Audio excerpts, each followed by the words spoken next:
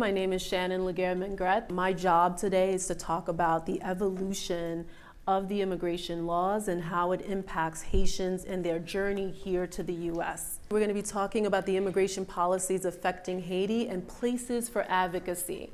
I think it's really important for us to understand the history so we can basically understand how we can move forward and be better advocates. I've been practicing immigration law almost 20 years, I can't believe it.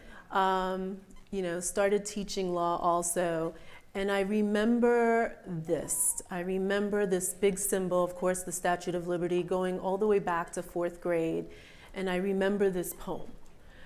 This poem really motivated me to be where I am today. When we read this poem, it really, to me, talks about the ideals and principles of immigration. And probably some of you have already heard it, but I definitely want to just explain how important it is for me. Give me your tired, your poor, your huddled masses, yearning to breathe free. The wretched refuse of your teeming shores. Send these, the homeless, tempest-tossed, to me. I lift my lamp beside the golden door. You look at this and you really think about the history of immigration. People that were coming here in the early years when this country started basically were fleeing from persecution.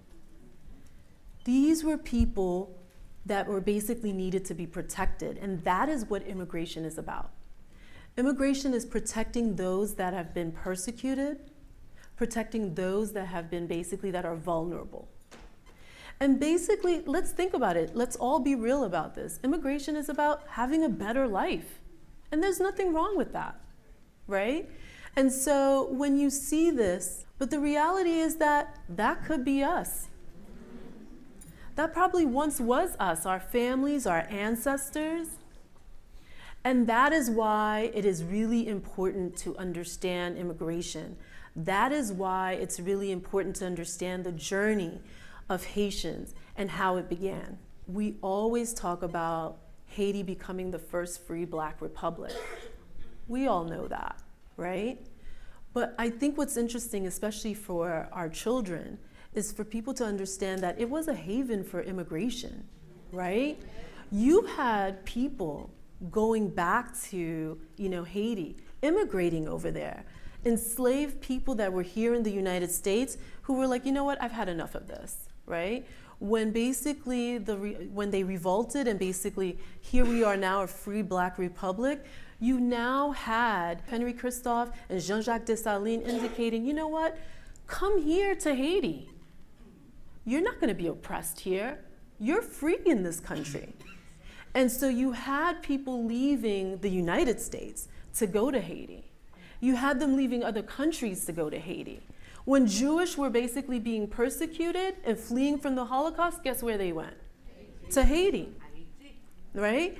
When Arabs needed to basically immigrate, they went to Haiti. And look what's happening now. Chinese, Germans went to Haiti and basically progressed. They immigrated there and basically progressed in businesses. And this is really important because even though, we know what's going on now, but I think it's really important to know our history and to understand this is where we were. I love representing clients from countries with the visa waiver program. Basically, not a lot of people are immigrating from those countries, so they're allowed to come in here. I want to see that for Haiti. And us really talking about that, how we can get to that position where people are comfortable in the country, in Haiti. And it looks like, grim now, but I think it is something that we need to sit and talk about. So first large-scale migration out of Haiti was actually during the 1700s when the slaves revolted. And so the French slave owners said, okay, it looks like we have a problem, and actually left with their slaves. And they came to the United States, and where did they actually settle? Louisiana, New Orleans, New York, Chicago. right? And so these were the places that they came to, and that really was one of the migrations that started. The second wave of migration was from 1915 to 1934. Not coming here to the United States, but you had Haitians that basically decided that they needed to leave the country. The US at that particular time, this was as a result of the assassination of Bernstein, the president of Haiti at that time. And Woodrow Wilson, who was the president, indicated, you know, there's business interest in Haiti, and I need to protect it. Also understood that at this particular time, that they did not want any bad influences in Haiti. And they didn't want any kind of radicalism in Haiti. So they sent their Marines over, and Haitians felt terrorized and left Haiti and went to Cuba and Dominican Republic. And that's when you really begin to see the backlash against Haitians. That's when you really begin to see the hatred, when they started to go to Dominican Republic and Cuba. Haitian migration to the US begins with the Immigration and Nationality Act of 1965. That's when, there was legislation that really attracted Haitians, gave them an opportunity to be able to come to the United States. And the reason why, if you think about it, is that that's during the Vietnam War, right?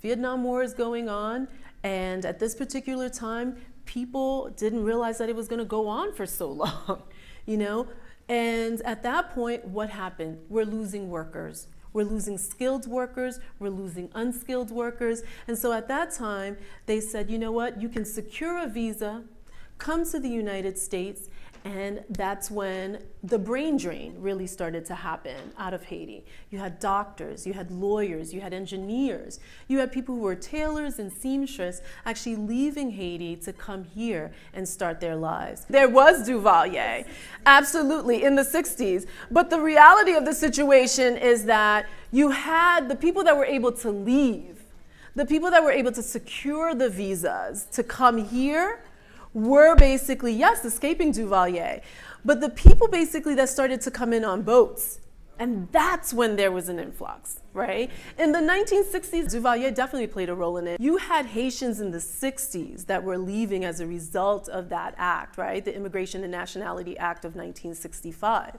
When you start to see a steady influx of Haitians coming into the United States is really in the 70s, in December of 1972, when that first boat came in. That's all you saw, right? Pictures like this, Haitians coming in, the 70s, the 80s, that's all you saw. But Haitians weren't the only people coming in on boats. You had the Cubans. And the difference, really, is that Haitians, you had Papa Doc and the Duvaliers, the US made a determination that the Haitians coming in were economic migrants, that they were fleeing from persecution, and that the Cubans coming in on boats were fleeing from persecution. And the reason why, of course, is communism. You had Papa Doc and Baby Doc, both Duvaliers, being anti-communist. And of course, we all know that Castro was, pro-communist. And so the US did not want to offend the Duvaliers by indicating that, hey, we are going to determine that you are political refugees, because that's going to offend, right, the Duvaliers. They basically are in alignment with the policy of the US at this particular time. So you had Haitians coming in, with cases. They were terrorized, and they were turned back. In 1981, you have President Reagan instituting for the first time a detention policy in order to prevent Haitians coming in.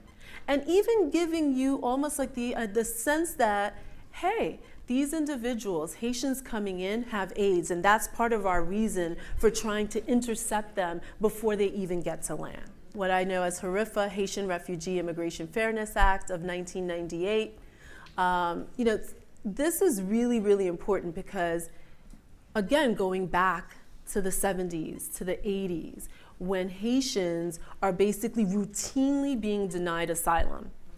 They're making their credible claims, they're being denied asylum, and a lot of them were being returned back. Those that remained here, President Clinton came in, and you have Congress. Who's in charge? You know, Congress is in charge of the immigration laws. They're the ones who basically are responsible for making those laws. And Congress basically at that point understood that we had all these refugees here from Haiti. You had an overwhelming number of Haitians that were here from the 1980s. And how do you help these individuals? And that's how HRIFA came about.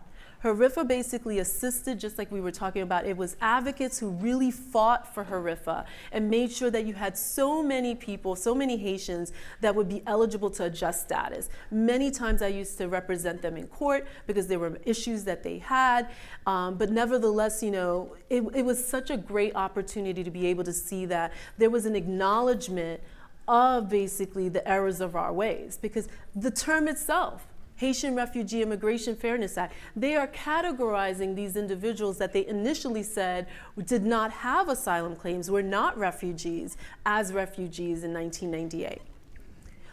I do want to talk about the Violence Against Women Act, because even though it's not for Haitians directly, it wasn't created for them directly, but a lot of Haitians actually benefited from the Violence Against Women Act of 1994. Many Haitians that we represented, and not only Haitian women, but Haitian men too, and Haitian children, right? So it's really important to look at these laws that came out during this time and how it helped the Haitian community.